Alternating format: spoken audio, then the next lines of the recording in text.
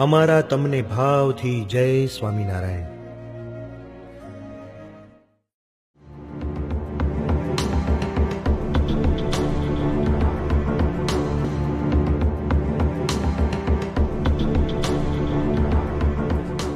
આપણે આવ્યા છીએ પિતેશભાઈને ત્યાં, જેમનું ગુલામનું નામ છે અક્ષરભાઈ, અને આપણે સાંભળ્યું એમના મોઢે કે એમને આ જે જર્ની છે, જે આ એપ લોન્ચ થવાની છે, એની જે જર્ની છે એમને કેવી રીતના સ્ટાર્ટ કરી. તો આપણે ભણીએ. સર કેમ છો? મજામાં? મજામાં. ઓકે, તો શરૂઆત આપણે એથી કહીએ કે અમારે જાણવું છે કે તમારો પરિચય, જ્યાંથી તમે દુબઈમાં આવ્યા અને જ્યાં જર્ની ચાલુ કરી, પછી અમારે તમારા મોઢે જાણવું છે. અમને તો ખબર જ છે, પણ તમારા મોઢે જાણવું છે. અમે 2019ની સાલમાં દુબઈ આવ્યા, અને 2019ની સાલમાં અમારે દુબઈ આવીને જ પહેલા 30 દિવસની અંદર જ એક એવો પ્રસંગ બની ગયો જે ઘણો અમારા માટે ખરાબ પ્રસંગ હતો, અને એમાં અમે બહુ મોટી એમાઉન્ટમાં છેતરાયા હતા. પછી અમે ધીમે ધીમે ફૂડસ્ટફનો બિઝનેસ સ્ટાર્ટ કર્યો, અને ધીમે ધીમે આજે અમે અક્ષર રિયલ એસ્ટેટ નામની કંપની સ્ટાર્ટ કરી છે.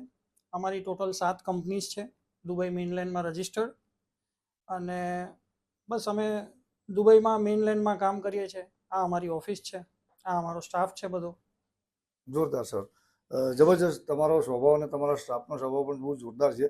તો હવે મારો નેક્સ્ટ પ્રશ્ન એ છે કે તમને આ વિચાર કેવી રીતના આવ્યો? કે જેમ તમે કીધું કે આગળ અમે છેતરાયા હતા, પણ આવું ઘણા બધા ગુજરાતીઓ જોડે થયું છે, ઘણા બધા લોકો જોડે થયું છે, પણ આવું કોઈને વિચાર નથી આવ્યો જે આજે તમે વિચાર આવ્યો, અને જે આજે તમે જે સમાજને એકઠો કરવા, સમાજને ભેગો કરવા જે તમે પગલું ભરી રહ્યા છો, ભરો જ છો કે પણ ભરી રહ્યા છો, અને કંઈક નવું ચીંધવા જઈ રહ્યા છો કે જે આજ સુધી કોઈએ યુએની અંદર કર્યું નથી.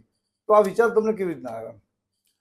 ઓકે, આ વિચારમાં એવું છે કે મારો બધો સ્ટાફ ગુજરાતી છે પહેલેથી, અને વિચાર ખરેખર ક્યાંથી આવ્યો હતો એ હું વાત કરું. અમારે નવરાત્રિ આવતી હતી 2022ની સાલમાં, અને મારા સ્ટાફે મને કીધું કે સાહેબ નવરાત્રિ આવે છે અને આપણે નવરાત્રિ કરીએ તો કેવું રહે, કેમ કે અહીં ઘણી બધી જગ્યાએ નવરાત્રિ થાય છે, પણ એ બધા પાસીસવાળું હોય છે, કોઈ જગ્યાએ ફ્રી થતી નથી. એટલે અમે એ ટાઈમે નક્કી કર્યું કે આપણે કોઈ લોકેશન સારું પકડીએ અને નવરાત્રિ કરાવીએ, કેમ કે મારા સ્ટાફને જે જરૂર હતી કે ફ્રીમાં નવરાત્રિ મળે એ લોકોને 9 દિવસ, તો એવા બીજા કેટલા લોકો દુબઈમાં હશે. એટલે અમે એ વિચારથી 2022માં અમે નવરાત્રિનું આયોજન ચાલુ કર્યું, અને 2023 એ લાસ્ટ યર, અને આ અમારું 3જું વર્ષ છે 2024 નવરાત્રિનું. જોરદાર સાહેબ.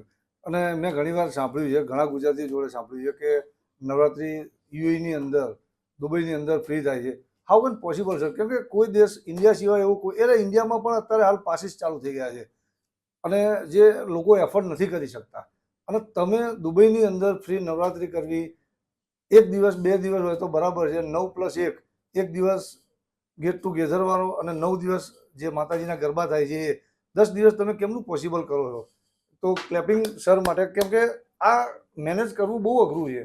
આ મેનેજ થાય નહીં, કેમ કે એના માટે શું જરૂરી છે, ક્યાંથી ફંડ લાવવું, કેટલું ફંડ આપવું અને મેનેજ કરવું. કેમ કે દુબઈની અંદર મેં સાંભળ્યું છે ત્યાં સુધી અલગ અલગ પરમિશનો હોય છે કે ભાઈ આટલી જ પબ્લિક આવી જોઈએ, આટલું જ કરવાનું, આ ટાઈમ છે.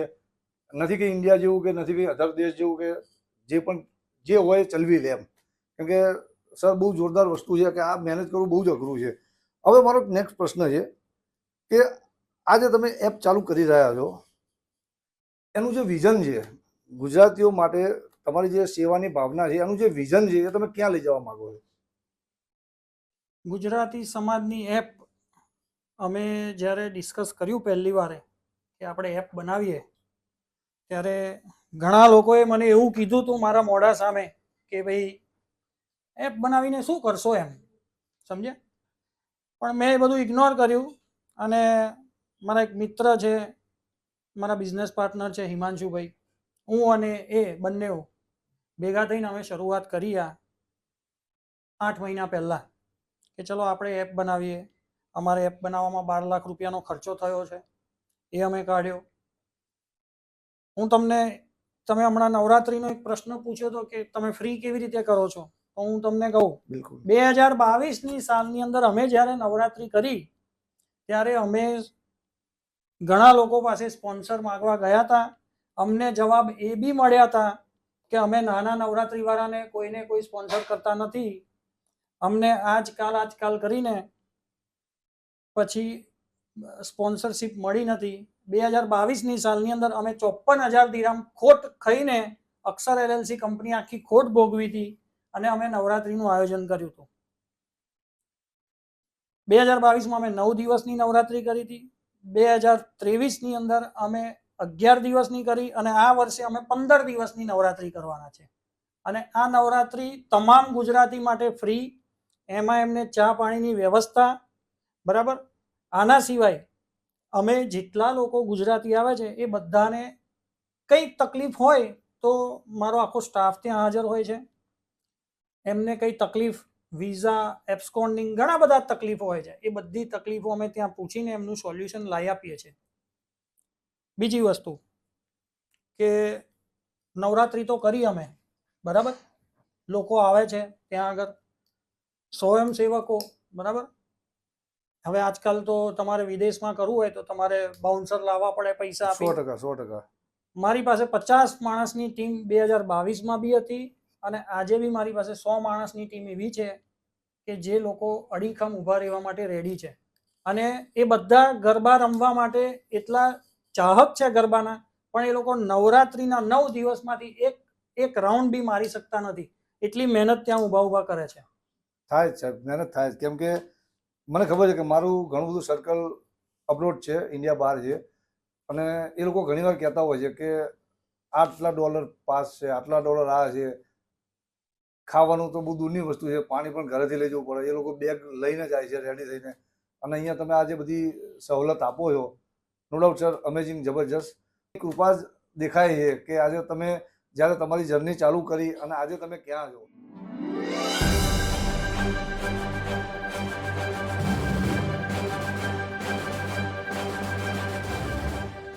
એપથી ગુજરાતીઓને શું ફાયદો થશે?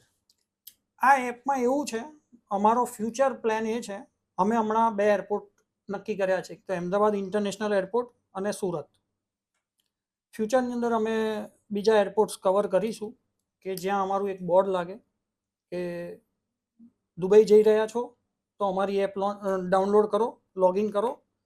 આનાથી શું થશે ખબર છે કે આપણો ગુજરાતી ભાઈ બહેન કોઈ બી આવશે ને અહીંયા આગળ, એને પેનથી લઈને કે મકાન પોતાનું લેવું હશે ને, એનો દસ્તાવેજ કરવો હશે ને, તો બી એ ગુજરાતી એપ થ્રુ થઈ જશે. અને દરેક માણસ એને ત્યાં જેન્યુન મળશે. જૈન, સ્વામિનારાયણ, આ લોકોને જમવા માટેની ઘણી તકલીફો થાય છે, બરાબર. તો એને એ અંદર લખશે જૈન ફૂડ એટલે રેસ્ટોરન્ટનું લિસ્ટ આવશે. રેસ્ટોરન્ટમાં બી એ ઓપ્શન્સ, ત્યાં એનું મેનુ અપલોડ થઈ જશે, બરાબર. એનું લોકેશન હશે, કોણ એના ઓનર છે, બધું આખું અમે એક જગ્યાએ લાવી દીધા છે ડિજિટલ, કે જેથી તમારે કઈ બી તકલીફ આપણા ગુજરાતી ભાઈ બહેનને થાય નહીં.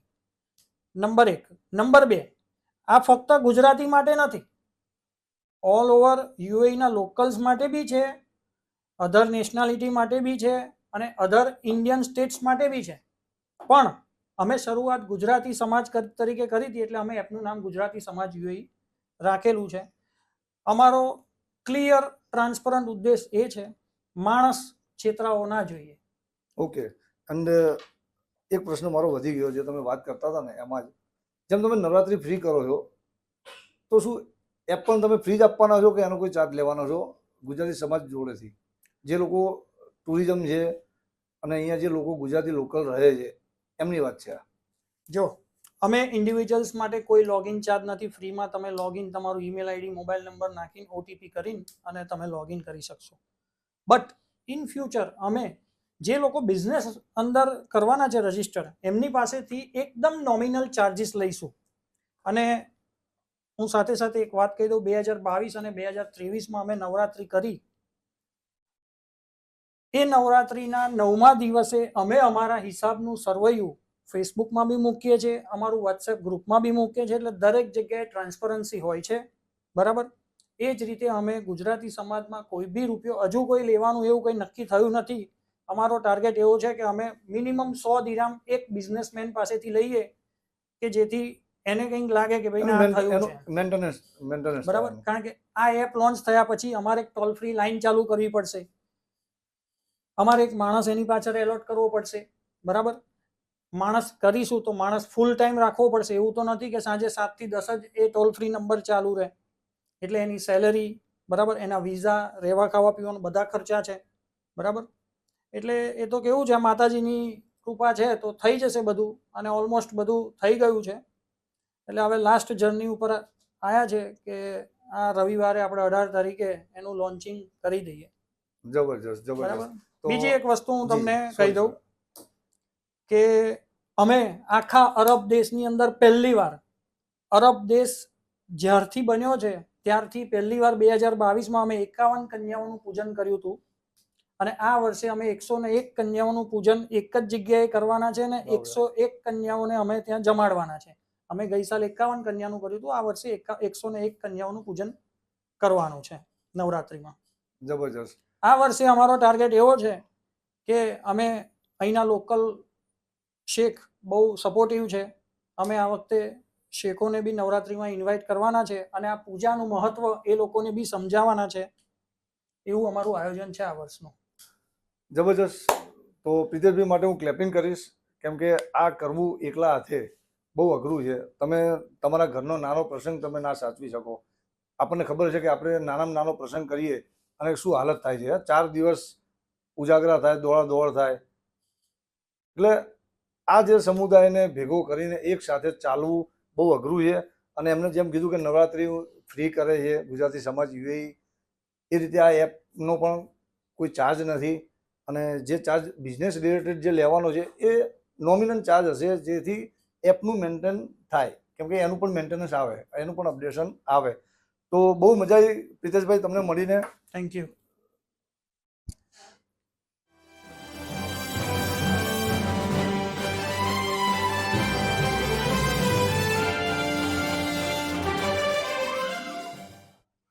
હાલો, કેમ છો? મજામાં? આપણે આગળ એક ઇન્ટરવ્યૂ લીધું પ્રિતેશભાઈનું, અને પ્રિતેશભાઈની જેમ જ આ જે ગુજરાતી સમાજ યુએઈ છે એના કરતા હરતા બીજા જે હિમાંશુભાઈ. તો હિમાંશુભાઈ, જય શ્રી કૃષ્ણ. જય શ્રી કૃષ્ણ. કેમ છો? મજામાં? બસ મજામાં એકદમ. તો આપણે એમની સાથે થોડી વાત કરીશું, કેમ કે એ પણ આ જર્નીની અંદર સાથે જ છે. તો સર, હું એક પ્રશ્ન પૂછું કે મારે અને ગુજરાતી સમાજ યુએઈને જાણવું છે કે તમારો પરિચય, તમે જ્યારથી દુબઈ આવ્યા અને આજ સુધી જે તમારી જર્ની છે એ શોર્ટમાં અમારે સાંભળવી છે. ચોક્કસ. હું 2004માં અહીંયા આવ્યો, અને મારા બ્રધર તો અહીંયા જ હતા, એટલે એમની સાથે મેં જોઈન કર્યું રિયલ એસ્ટેટમાં. પ્લસ અમારી જનરલ ટ્રેડિંગની કંપની છે 1985થી, તો એમાં પણ સાથે અમે લોકોએ કામ કર્યું. પણ રિયલ એસ્ટેટમાં અમે લોકોએ કામ સારું એવું કર્યું ને હજી પણ એ ચાલુ જ છે કામ. અને બીજા ઘણા બધા અહીંયા કામ કર્યા છે, પણ જે મેઇન અમારો જે ફોર્ટે છે એ રિયલ એસ્ટેટમાં છે. રિયલ એસ્ટેટ છે. Yes. ખૂબ સરસ, ખૂબ સરસ. હવે મારો નેક્સ્ટ પ્રશ્ન એ છે કે આપ પ્રિતેશભાઈ સાથે જોડાયા કેવી રીતના, કે તમને પ્રેરણા કે ભાઈ મારે આ સમાજ માટે કંઈક કરવું છે? જો કે ભાવના બધાની હોય જ સમાજ માટે કંઈક કરી ચૂકવાની, તો કેવી રીતના તમે જોડાયા, ક્યાંથી પ્રેરણા મળી એમ? એકચ્યુઅલી 2004થી અહીંયા છીએ, અને ખૂબ બધા ગુજરાતીઓ સાથે સંપર્કમાં છીએ અમે લોકો, અને ઘણા ઇવેન્ટ્સ પણ થાય છે ગુજરાતીઓને લગતા.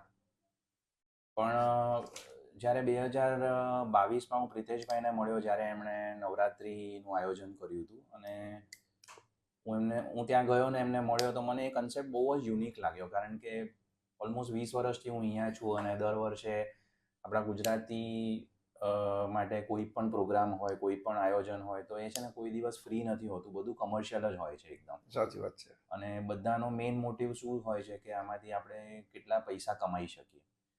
તો મેં જસ્ટ એમ જ ટ્રાય કરવા માટે મેં કીધું ચલો, ફ્રી છે એ તો અલગ વસ્તુ છે, પણ ફ્રી કેવી રીતે ઓર્ગેનાઇઝ કરે છે એ મારે જોવું છે. તો હું જ્યારે ગયો અને ત્યાં મેં આયોજન જોયું, તો આઈ વોઝ સ્ટન્ડ, એમ કે કેમનું એક થયું પણ એમ? રૂપિયો લીધા વગર આ ભાઈએ કેવી રીતે આટલું સરસ આયોજન કર્યું. ખૂબ સરસ. જો કે પહેલું વર્ષ હતું એમનું, એટલે એમાં ઘણી બધું ઇમ્પ્રુવમેન્ટના સ્કોપ પણ હતા, કારણ કે કોઈ પણ વસ્તુ આપણે પહેલી વાર કરીએ ત્યારે પરફેક્ટ કોઈ દિવસ નથી હોતી.